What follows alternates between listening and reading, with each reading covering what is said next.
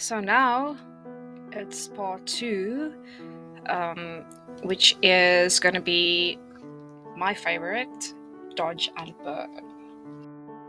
Okay, so I'm going to press Control Shift N for a new layer. I usually don't call this layer anything because it's just the background and this layer, but you can call it whatever. But then I usually, before I start with the dodge and burn, I go to the background layer and I just go and fix all the little things that I want to fix with the spot healing tool. So usually I start with eyebrows, makeup, hair. So I'm just gonna,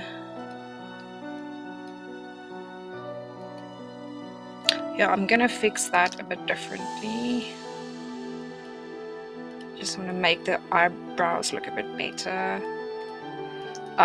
Okay, so how I'm gonna do this is I'm gonna take from there, I'm gonna go to the normal brush, I'm gonna say lighten. It's on 30%, but I think that's gonna be a bit too much. Yes, okay, so I'm gonna make that 15. And then just, and then underneath there, just also lighten it a bit. Okay, and underneath there, and coincidentally I haven't had to use an eyedropper again, but usually I would, but coincidentally I did not have to now. So I'm gonna just fix some stray hairs.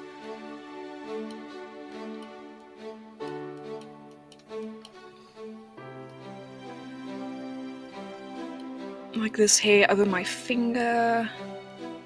And I usually take this healing brush tool and I try to make it only slightly bigger than the thing I'm trying to edit out. Otherwise you get too many like weird stuff around it, because it takes from the immediate pixels around the thing you're trying to edit out and kind of replicates those. So if you use a too big one, it's gonna render too many things. Yeah, I don't know why the hair is so messy in here.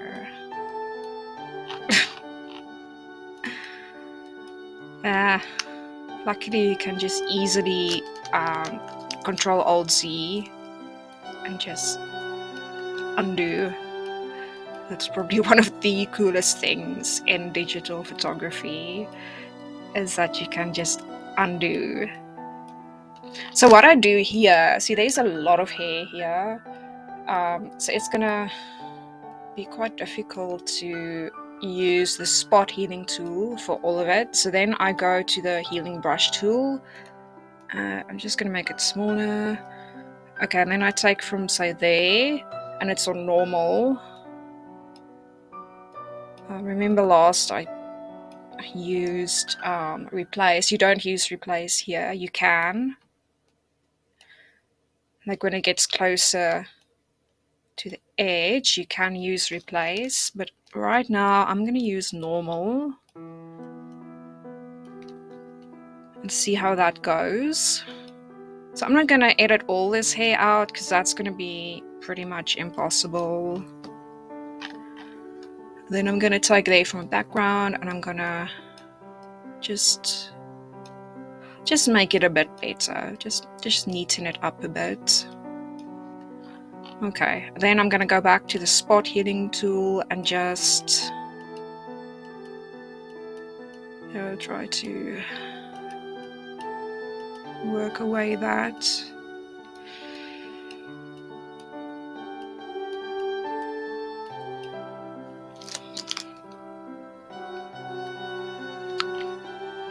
And yes, luckily you can undo when you see it's starting to look strange. because you don't want it to be obvious that you removed something. I'm just gonna make this heating brush tool smaller and see if I can just get rid of that.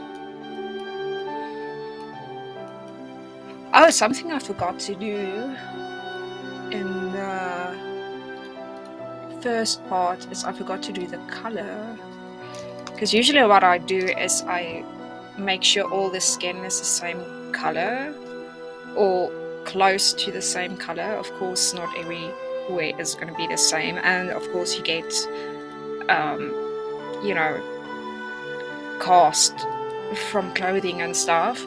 But I forgot to do that, so I'm going to do that now, which is fine. I can do that now. It's not an issue.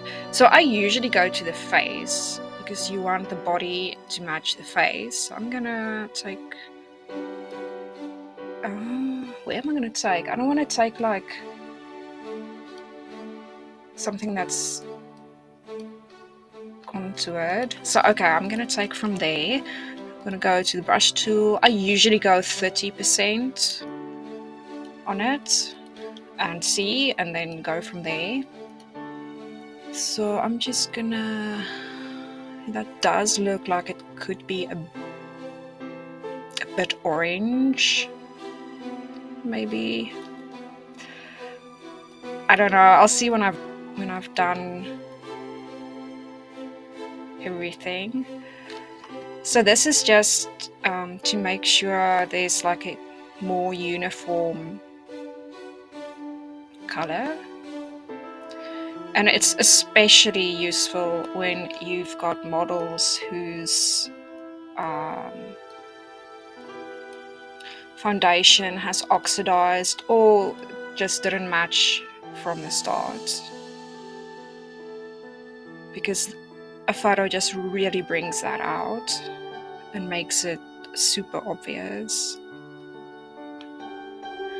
See there, it's changing it quite a lot. I'm gonna do all of it and then just zoom out and decide if it's okay.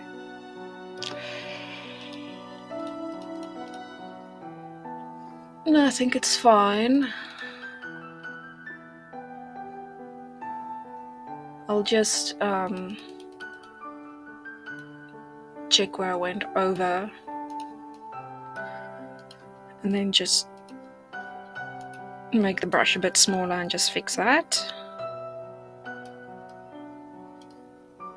It's easier for me to do it like this than to try and be very precise with the big brush, so I'd rather just do this afterwards.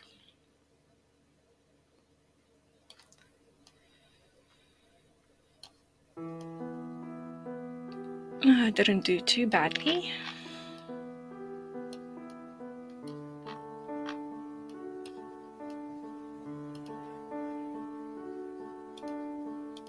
Of course, if your background has a lot of different colors on it in different places, that's going to make this process a bit more time consuming, because you'll need to match it to a lot more different colors.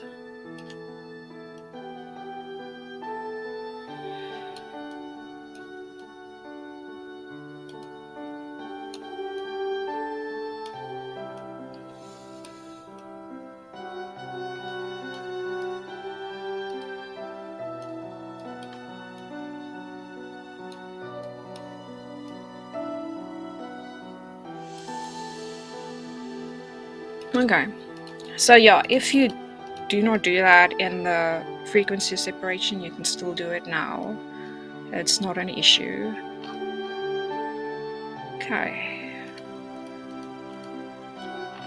Okay, so I'm just gonna take some of these like stray hairs here out.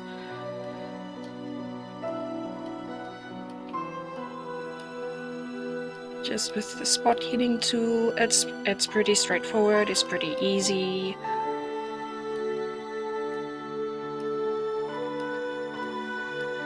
Just make it look a bit neater. Also, if it's like real hair and someone has some split ends, you can also just take that out with this.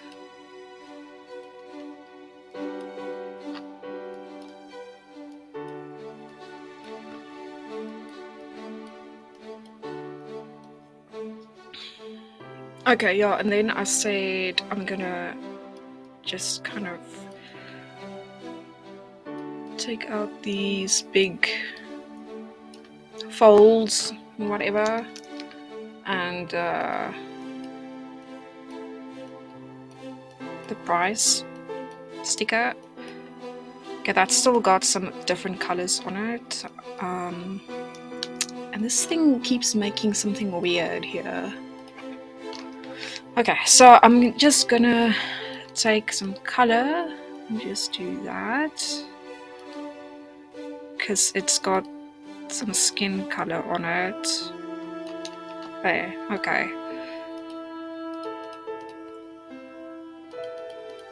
And then I'm gonna take that wig out because you can't see what the hell it is from this side. It just looks like I don't know what.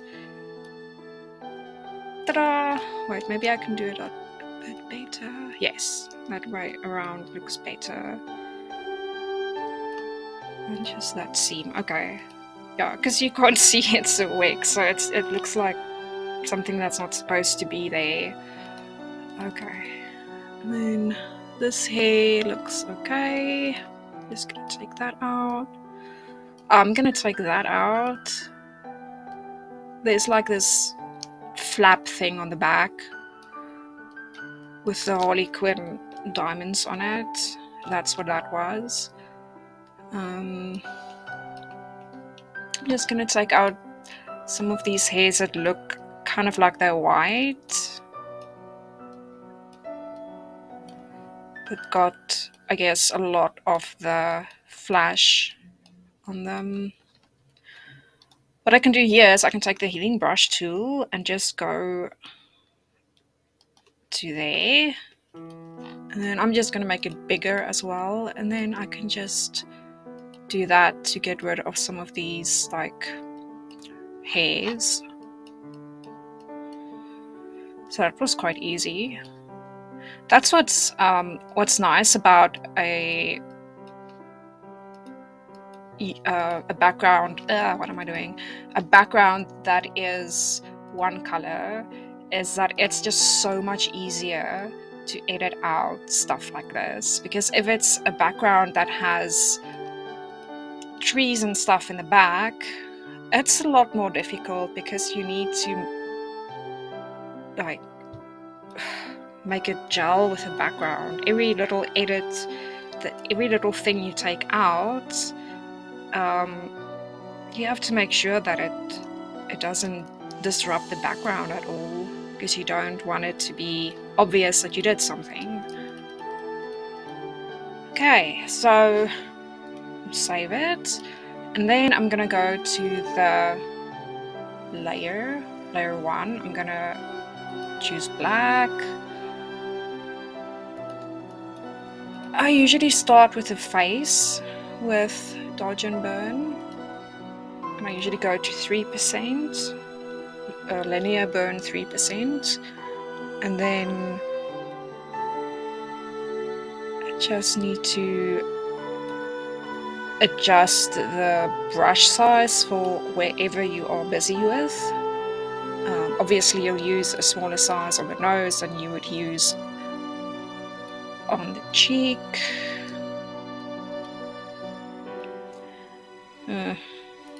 Not sure I'm even... maybe I'll just do that. Because you also don't want to make it look like the woman has a 5 o'clock shadow. You don't want that either. So I usually go under the chin, and then usually do that. That's maybe a bit thick. Let's see. That's a bit obvious. That little bit is fine, but going all the way up there, it's just too much of a line. It's just too obvious. And then I usually like there with the lips, and then underneath. Basically everywhere you would contour your face. It's very similar to contouring your face. And then I will go over the eyeliner to make it darker, because makeup tends to kind of wash out under the speed lights. So I just like put back a bit of what was lost.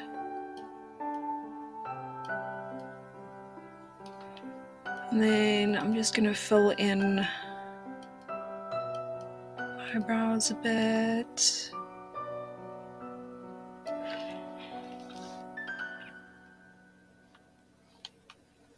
Sometimes I'd also like fill in the iris if it's not that dark, but it's fine here.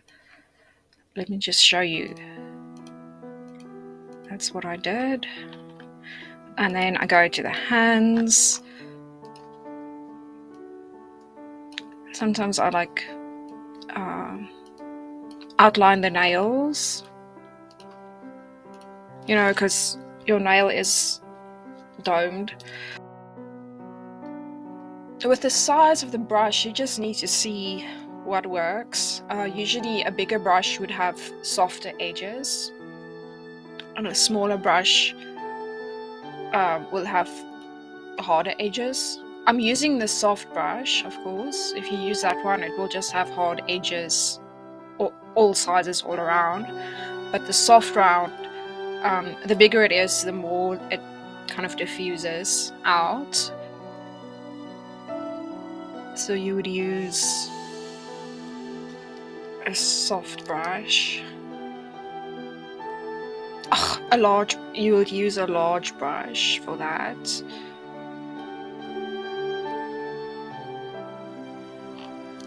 And of course you can also edit the dodge and burn. If you show just a dodge and burn, you can actually go and erase that. Or what I do is I would take from the background that color, and then you just take brush, and then there you would say normal and put a high opacity and just go over it. So you can take that out if you want to. Just need to go get the black again.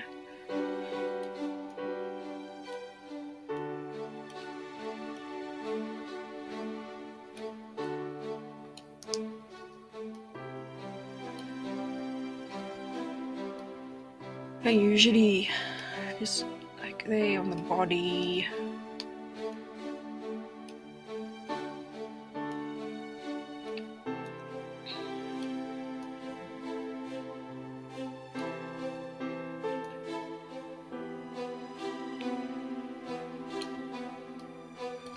Okay, then this hand as well.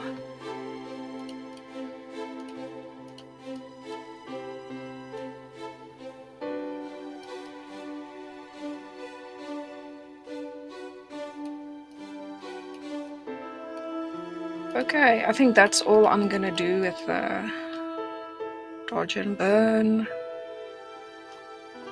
Well, the dodge, I haven't done the burn. The burn, I haven't done the dodge yet. I keep messing those two up. I don't know why.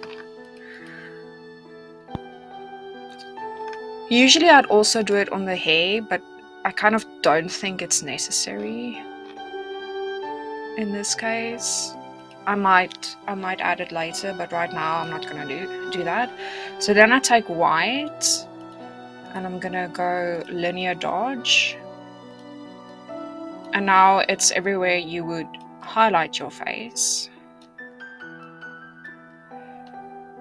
if you know, do it with makeup. Everywhere you would put some highlight. You can also actually make someone's face look like a really different shape if you want, or you could accidentally do that. For example, with a dodge and burn, you can actually make it look like they've got higher or lower cheekbones, and you can make their chin look like it's more forward. Yeah, you can actually change a lot just with dodge and burn, but I try to keep it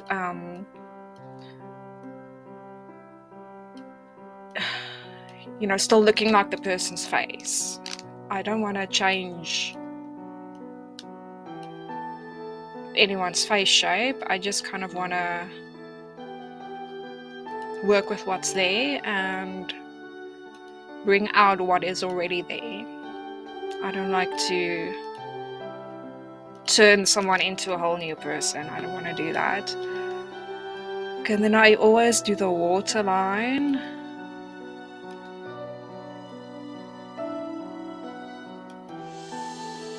And also a bit of the eye shine.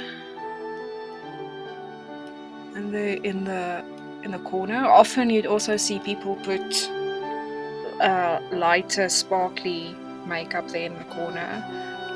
It just kind of brightens the eyes a bit. And then Cupid's bow.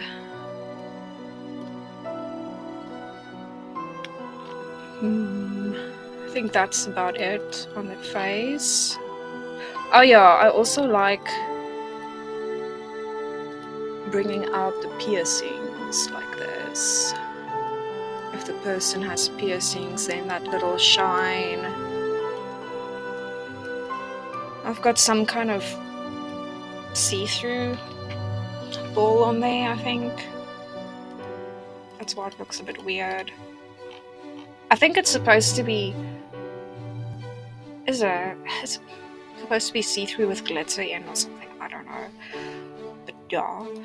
Okay, so then I would do the nail shine there. And then... You see how there's already kind of a shine there? So I'm just gonna accentuate it a bit more. Because you need to put the highlight on places where it makes sense. Like you're not gonna put it there because it's not gonna make sense. So you need to work with where the light is coming from. You do need to look at the direction of the flash so that it looks, realistic, natural.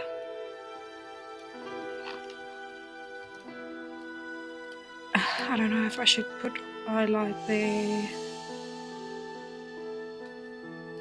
Maybe just... I don't know. No.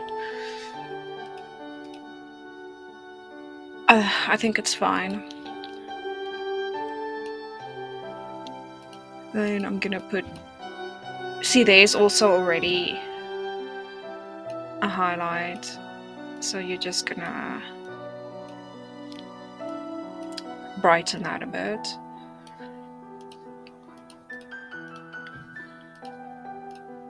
Then... Ooh, that's big. That is too big.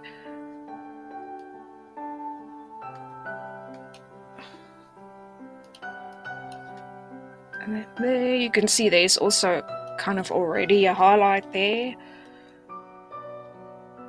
And then I usually put in the hair a bit.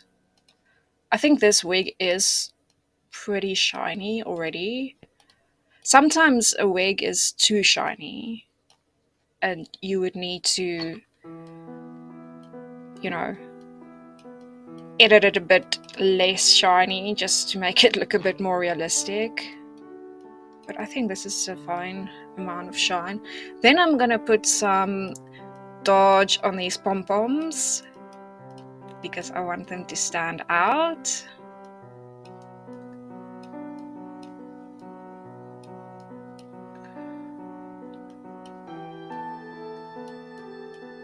Because they're kind of like the eye-catching detail of the outfit. So I do want them to stand out.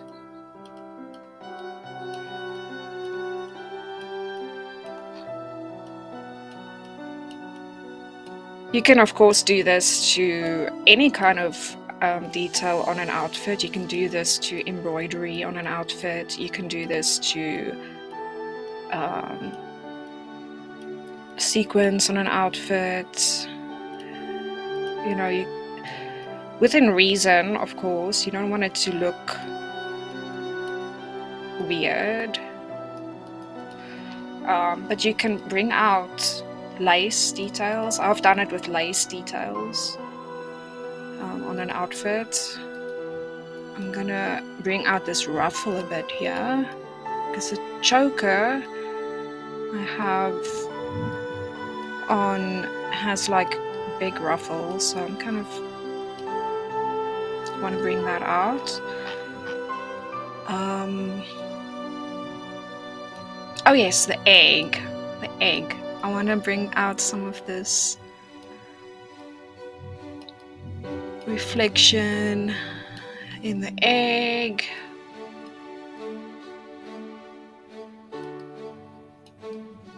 And then you can see there's a bit of reflection there.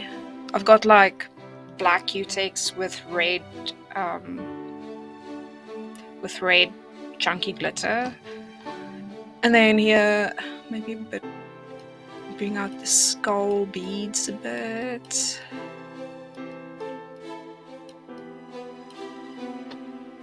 Oh, okay, let's see. I like to do that, kind of take away the layer with the dodge and burn and then put it back just so you can see what you did. And if it's actually doing anything. I think I might actually put some dodge on the pants just to bring out these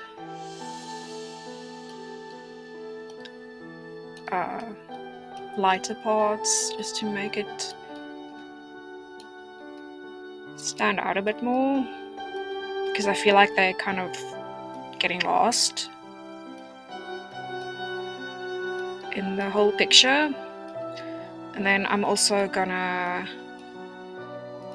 just highlight there, put there. Let's see. Yeah.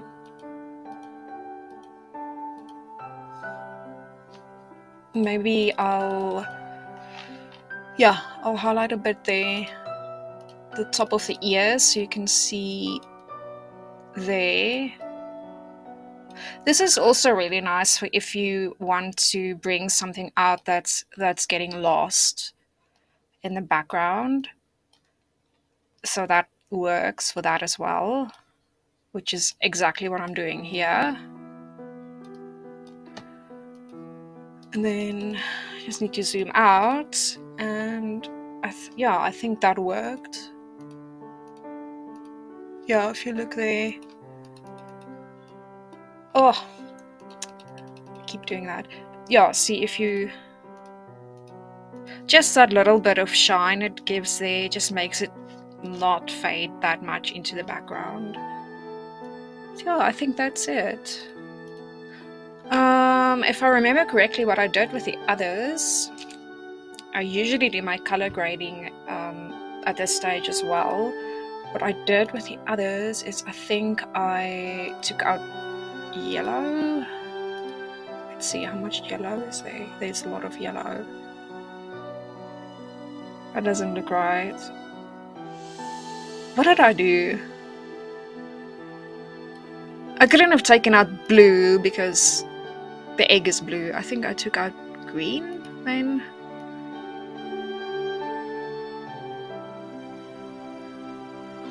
Yeah, I think that's what I did.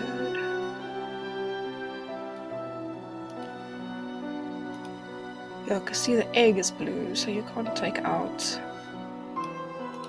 maybe cyan, but the egg has cyan. But anyway, color grading is also quite fun to do.